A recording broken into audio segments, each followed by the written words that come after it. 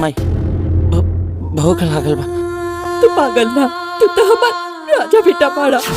भोजपुरी अभिनेता खेसारी लाल यादव एक बार फिर से भोजपुरिया श्रोता को रुला कर रख दिए हैं। खेसारी लाल यादव से ये उम्मीद नहीं था भोजपुरिया श्रोता को, ये काबिले तारीफ है। और खेसारी लाल यादव का फरिश्ता फिल्म का भी टीजर आया है और टीजर देखने में ही आंख से आंसू नहीं रुक पाता है, रोंगटा खड़ा हो जाता है, आत्मा कुहक उठता है। और इस फिल्म में साफ तौर पे दर्शाया गया है कि एक पागल बेटा को एक माँ कैसे पालन पोषण करती है। अब तो पागल हो गई बा।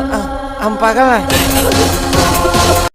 हिट मशीन खेसारी लाल यादव का फरिश्ता का टीजर ही देखने में जब आंख से आंसू आ जाता है, रोंगटा खड़ा हो जाता है, तो अभी पूरा सिनेमा बाकी है। सिनेमा देखने में क्या होगा? फरिश्ता सिनेमा में साफ तौर पे दिख रहा है कि एक 30 वर्षीय नौजवान लड़का जो दिमाग से मेंटल रहता है, दिमाग से पागल रहता है, जो किसी के घर में आधी रात में घुस जाता है, जिसके कारण